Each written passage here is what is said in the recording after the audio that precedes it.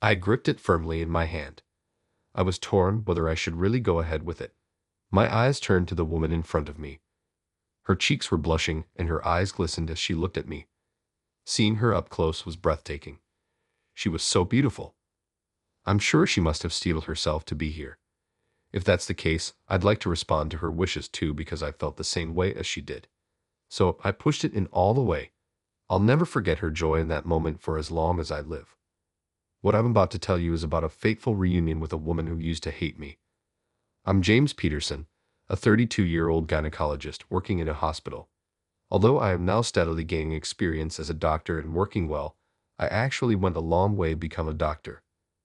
I had 2 failed attempts before I got into med school, or rather, I didn't take the exam for 2 years. I was in a top-performing class in high school and within the range of getting into a medical school. But on the day of the preliminary exam, my chronically ill mother collapsed. The exam became the least of my concerns, and I didn't go to the exam center. I spent 2 years supporting my mother, who was on the brink of life and death. It might have been a detour, but there's nothing more important than life, so I have no regrets. Sadly, my mother passed away, but I'm glad that I could be there for her. I always dreamed of becoming a doctor, and through my mother's battle with illness, my desire became even stronger.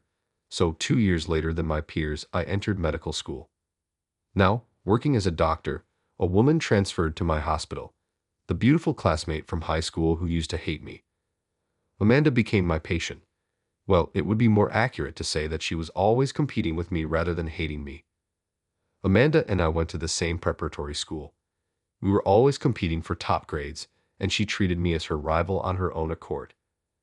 I didn't particularly feel that she was a rival, but it is true that competing with her motivated me to study harder. Maybe because she saw me as a rival, she was always tough on me.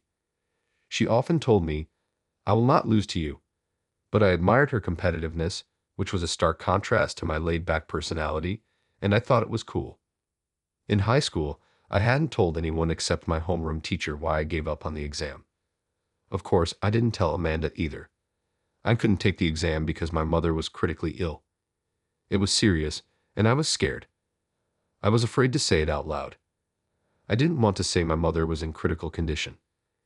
If I said it, the scene of my mother collapsing in front of me would come to my mind.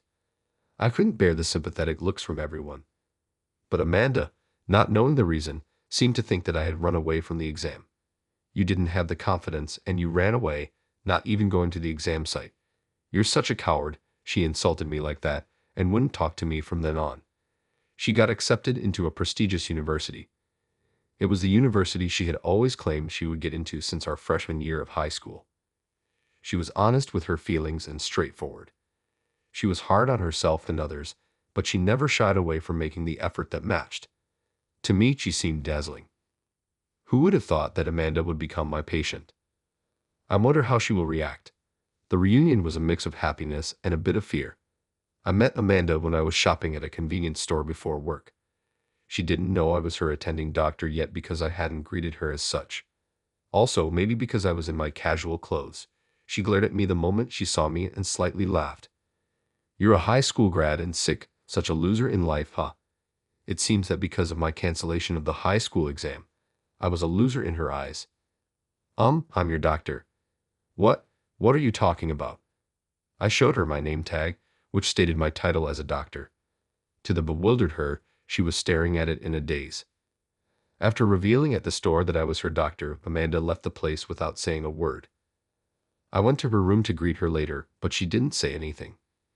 Perhaps she was still angry. She had been diagnosed with ovarian cancer at another hospital and was transferred to my hospital for surgery. The hospital where I work has a good reputation for gynecology and attracts patients from other hospitals for surgery. After examining her condition at this hospital, it seems likely that one of her ovaries will need to be removed. The extent of the progression and the treatment plan after the surgery would be determined. But then Amanda started saying something completely unexpected. "I'm not going to have surgery." "Excuse me, what did you say?" "Listen carefully, you dummy. I said I'm not having surgery. If you got it, just leave me alone." I explained the importance of the surgery, but she wouldn't listen. I wondered if she didn't like me, so I had other doctors and nurses talk to her about the surgery. But no matter who talked to her, Amanda refused the surgery, and she wouldn't give any reasons. I wanted to respect the patient's wishes, but I wanted her to make a choice that values her life more than anything. I was concerned that she wouldn't give me a reason. One day, as I was troubled with how to deal with Amanda, I passed by her room and heard arguing voices from inside. So it's going to be an ovarian removal. We have to call off the engagement.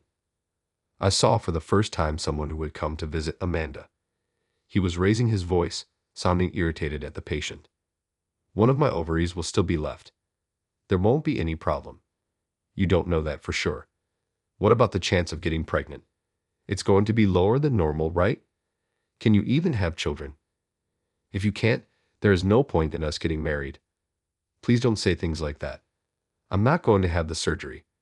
If I don't, both of my ovaries will remain. A derisive laugh from the man echoed through the hospital room. So there won't be a complete cure for the cancer, right? And my wife will be a cancer patient. In the first place, that's out of the question. There is only one thing I want for my wife, to bear children that will carry on my superior genes. I heard ovarian cancer can be hereditary. It would be a disaster if our child inherits it. The sound of Amanda's sobbing could be heard. If you're worried, let's get tested to see if it could be passed on. Just the fact that you have cancer is a huge turnoff. Don't drag me into your illness. You can handle it alone. Damn, I thought I'd found a woman with both brains and beauty. You're just defective. I couldn't tolerate a man who didn't even know what the disease was and assumed it was inherited on his own. And the part where he scorned her is defective. What matters now shouldn't be whether his genes survive to the next generation. Isn't her life the most important thing? Even if she wanted children, it is women who bear children. Women risk their lives to give birth. I just couldn't accept that a man who disrespects women was ignoring her like this. Don't you love me anymore? Please don't abandon me. In high school, she was dazzling as she worked towards her goals. I admired her.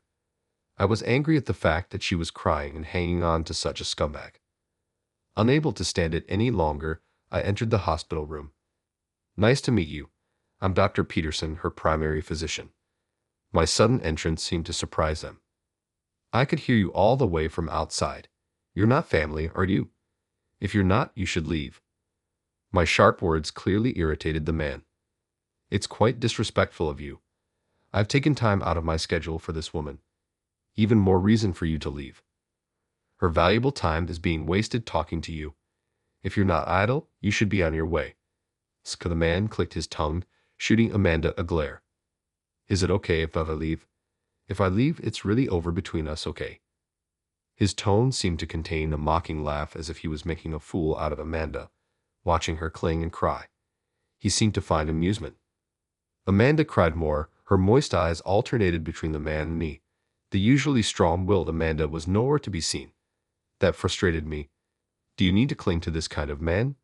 The Amanda I know wasn't someone who compromised on herself. I heard you studied a lot and got a job at a good company. You worked just as hard in college, didn't you? You're an amazing person. Marriage is supposed to be a lifelong decision, right? You don't deserve someone who neglects your life and talks about your genes and defects. The man shouted things like, "You and you're mocking me," as he listened to my words. Amanda was quietly watching me.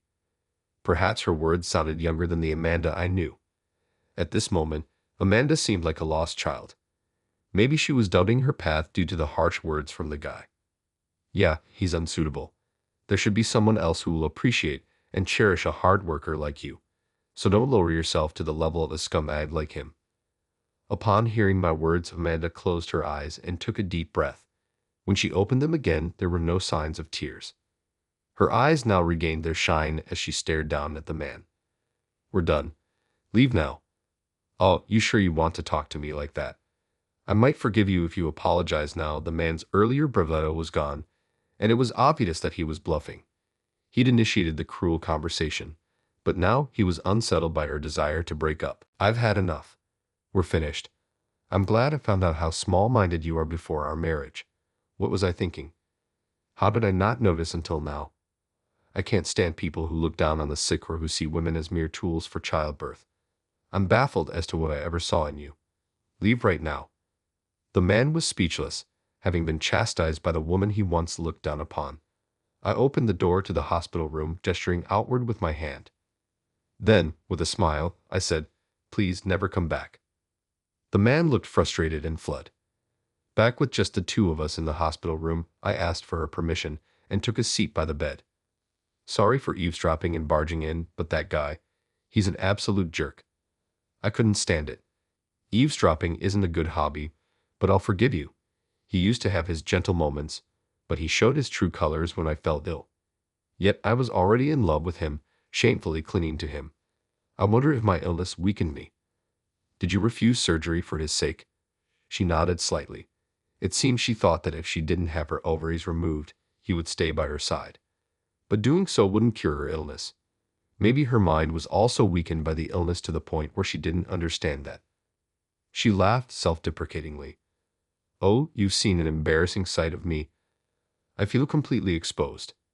She seemed a bit embarrassed, but it might not be fair that she was the only one whose secret was known. I've also hidden something. Can I share it with you?